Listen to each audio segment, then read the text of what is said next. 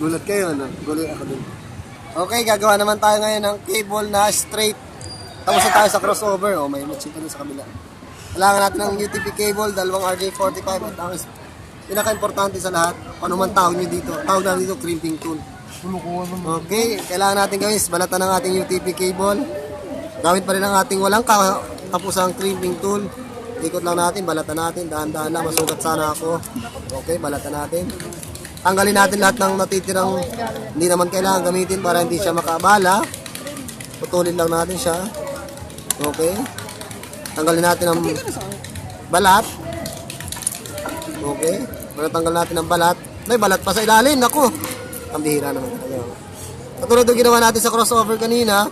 Pag-iwahiwalay natin lahat ng wires. Tapos baba natin para ma-lock siya. Para hindi sa dulo, sa kabilang dulo. Baba lang natin. Yung ating camera na naghahawak dyan, medyo kinakabahan siguro. Kaya nanginig yung camera natin. Pasensya nyo na po. Ito po ang aking malang kasing gandang kaklase na si Charilyn Vergara. Opo. Okay, naibaba na po natin lahat. Ganun din po yung gagawin natin sa kabila. Kabilang dulo. Balatan natin. Ang napakatalas nating crimping tools. Akalain mo, hindi pa siya nabalatan ng maayos. Binabati ko nga po pala yung mga kaibigan ko sa Datamix Caloocan. Pasensya na po, medyo matagal. Ayan talaga. Tsaka binabati ko yung mga kababayan ko dyan sa Marawi. Marawi, hindi ka taga Marawi eh. Saan ba yun? Pag po kayo maniniwala din, hindi taga Marawi, taga Sulu po siya. Taga-Abra po talaga. Okay, ayan po. Nabalatan na natin. Tanggalin natin yung mga hindi kailangan. Lalo na itong mga balahibong ano bang tawag dito. Ano bang tawag dito? Tawag po dito sa letter B, balahibo. Na hindi naman kailangan. Kailangan tinatago ito mga ito. Okay, natanggal na natin. Tinitrim. Hindi po yung trim, crimp. Okay, pag-iwahiwalayin po natin yung mga wires.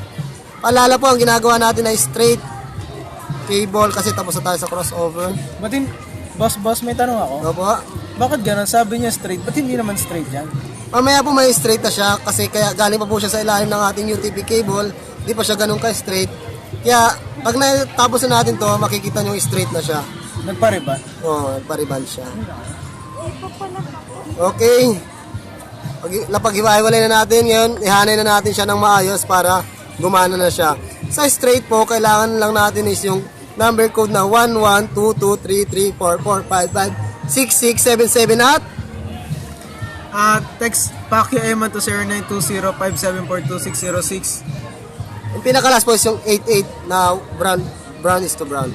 Okay, 11, ibig sabihin po yung 1 is yung white-green, yung 2 is yung green, yung 3 is white-orange, yung 4 is blue, yung 5 is white-blue, yung 6 is orange, 7 is white-brown, at yung last na 8 is yung brown. Okay, since sa paghanay-hanay na po natin siya, straight po to, tandaan po natin. Pwede na po na siya ating siyang putulin para maipasok natin ng maayos sa ating RJ45. Medyo dahan-dahan lahat. Siguraduhin po natin pantay ang pagkaputol natin. Ayan, pantay na pantay po. Para pong nilagyan ng ruler. Okay. Ilagay na po natin sa ating RJ45. Dahan-dahan lang po. Opo. Ayan, papasok na. Malapit na. Okay, pumasok na po.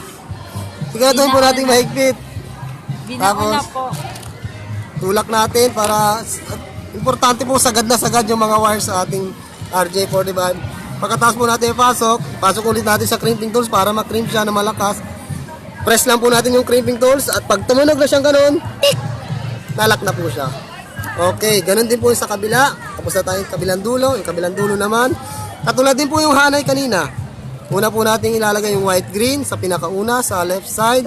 Kasunod is yung green, white-orange, blue, white-blue, orange, white-brown, at yung pinaka-last is yung brown. Katulad po, straight po kasi ginagawa natin. Opo.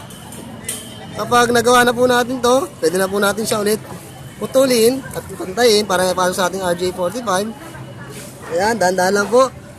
Okay, naputol na po, pantay na pantay para siyang kanina po ruler. Siguro ngayon po protractor naman. Okay, pasok na po natin sa ating RJ45. Dahan-dahan lang para may pasok. O yan. Ibaon po natin maayos. Ibaon, isagad, pasok na pasok, diin. At pag naidin na, ipasok natin sa ating crimping tools para makrimp natin. I-press natin malakas, tumunog na siya. Tik! Okay. At yun, benga. Tapos na po ang ating straight cable, pwede na po natin siyang gamitin. Maraming salamat po, binabati ko po lahat ng taga Quezon, especially sa mga taga Kapanawan.